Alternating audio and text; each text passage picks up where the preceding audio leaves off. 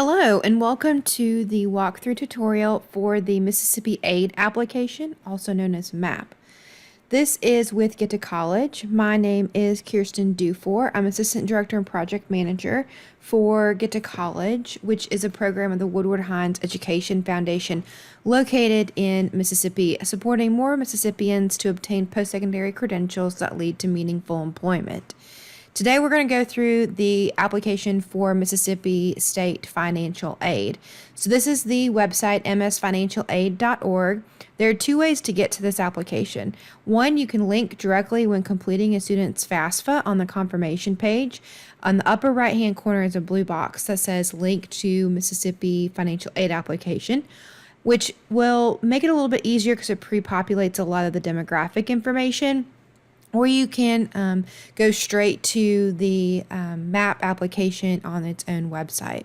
So when you're on this website, what you're going to do is you're going to click apply for the 23-24 age year.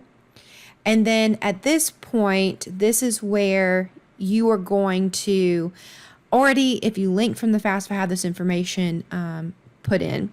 So regardless if you're a new or returning applicant for the 23-24 year, you're going to have the same series of questions that you'll be completing. So this application is for the fall 23, spring 24, summer 24.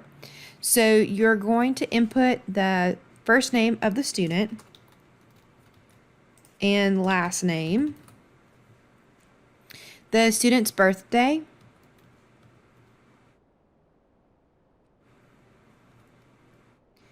Social Security number,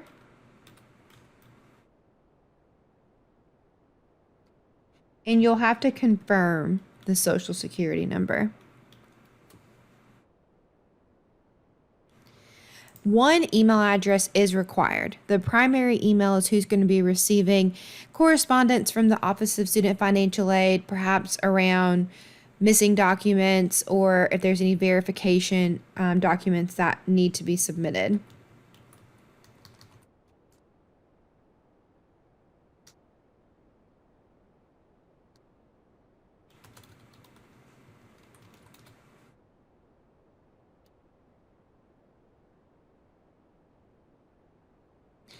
And then you are acknowledging that providing the email address, the Mississippi Office of Student Financial Aid will communicate important information via that email address.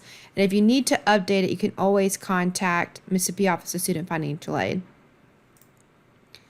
And the MAAPP dashboard is the login portal that students can access once they've submitted their application and check on the status of their financial aid from the state. So seeing about their awarding of MTAG, MESG, the Help Grant, or the Faith Scholarship.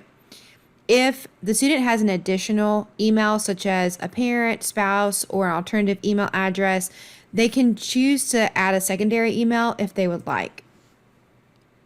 The mailing address is required for the student.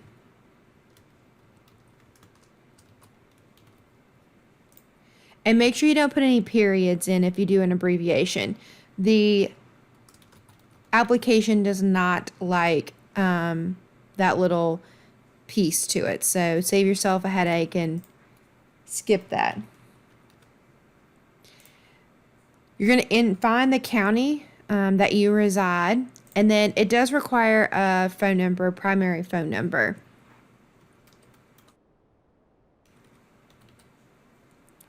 And if it's a cell phone, you can indicate whether you would like to receive text message about the application, which is optional.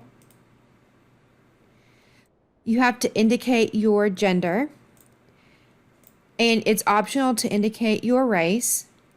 You do have to answer your current marital status as a student, and if you are a U.S. citizen, and if you or the student's spouse or the student's parents are active duty military.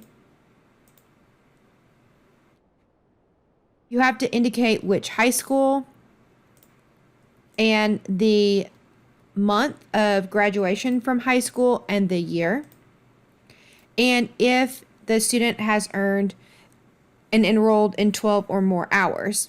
It's important to know this detail that coursework taking while in high school or the summer after completing high school does not indicate saying yes here.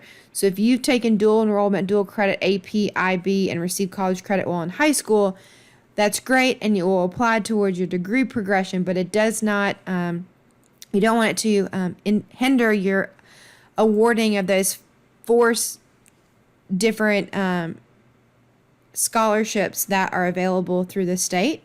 And so you have 8 semesters of eligibility for the vast majority of those, and so you want to maximize that.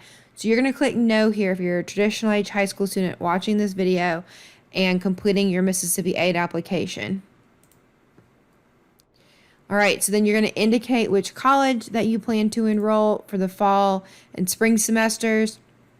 William Carey, it's the only college in Mississippi that does the trimester, and so that is the purpose for the winter term here. And because we're coming in as a high school senior, it's indicating that if you're renewing your Mississippi Aid application, this will automatically allow you to be able to select and update that. And indicating that you're entering freshman and that the degree that the student will be working on is first bachelor's or associate's degree, occupational, technical, or general education, or graduate professional degree. This aligns with questions that are on the FAFSA as well. When you answered the 12 hours or more question in the previous page, if you're renewing, you'll see that it selects which college that you've been enrolled at, and then you have to indicate what current year you are and what year you will be in school. And then it's asking if you've completed any college degrees. So we're doing this for a traditional high school senior, and so we're going to say no there. Indicating the major of the student, there are a few here that are listed. If your major is not listed, you can always select other, and you can specifically type it in. And then it's asking for this next academic year if you will be a full-time or part-time student. As a reminder, full-time student is 12 hours or more. Any amount of hours per semester below that is a part-time student. And this is always going to pop up. It's just letting you know that in order to receive Mississippi 3 or 4 grants, MTAG, MESG Help Grant, or the FACE Scholarship, you have to take and complete 15 hours per semester to maintain eligibility.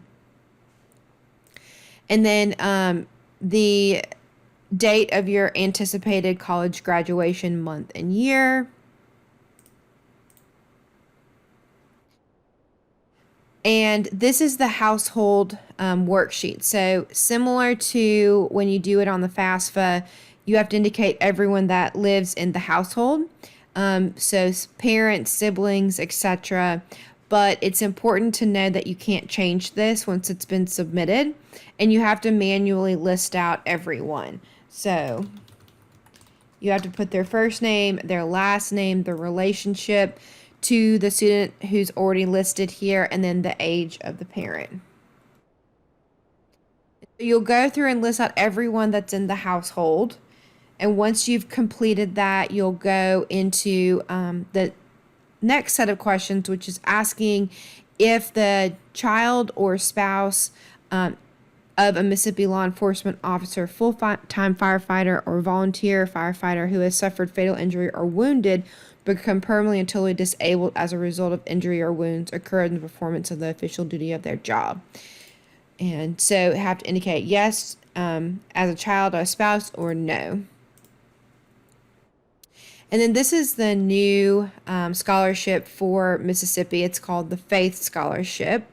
And you can learn more about it by clicking on the link within it. It is for anyone under the age of 25 by October 1st of 2023 who has been one of the following: either in legal custody of Department of Child Protective Services at any time since the age of 13, has lived in a qualified residential agency listed here at any time since age 13, or have been adopted from legal custody of CPS or qualified residential facility at any time since age 13.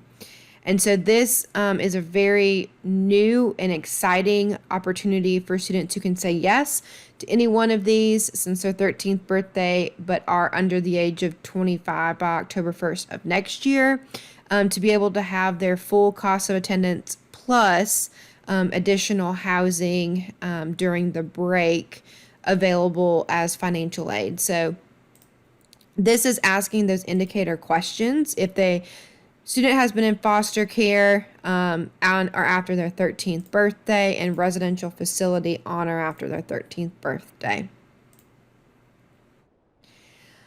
And for dependent students, a driver's license is encouraged to be listed here.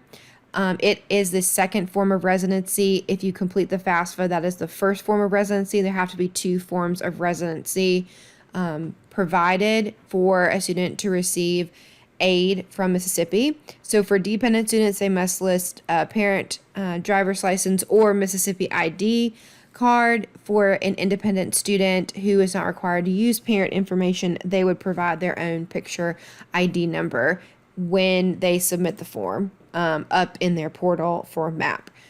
So we're going to skip this for now. And then this takes us to the disclaimer pages. Understanding that the funding is provided by the Mississippi legislature and that there are some regulations that students cannot receive some federal and state funds together, such as Pell Grant and MTAG. They're understanding that the application is not complete until all the requirement documents have been submitted, and eligibility requirements for aid may change depending on the legislature's decisions each year. And understanding that submitting the application, giving the state office of financial aid permission to verify any statements that were provided, certifying not in default on any state or federal loans, and they understand that any falsification of this document could be led to punishable misdemeanor punishment and a fine or jail time. And the last section is around FERPA, which is the Family Education Rights and Privacy Act. And so in order for anyone other than the student to talk to the Mississippi Office of Student Financial Aid around this application or any of the 4 grant programs, they have to be listed on the FERPA once the student is 18. And so you can add additional individuals by including their first name, last name, relationship, date of birth, and last 4 of their social security number, or opt out. So this is something that the students need to pay attention to. And then on this last page, they will review everything, the information that's been submitted, and they will submit their application. And it will take only a few moments for that email to receive the username and password automatically assigned for the student to be able to, in the future, log into their Mississippi Aid application and check in their portal around when the awarding is and if there's any missing documents or things like that. So if you have any questions around this, the Mississippi Office of Student Financial Aid has a lot of resources on their website to contact them directly. You can always contact Get to College, and hopefully we can help you with that.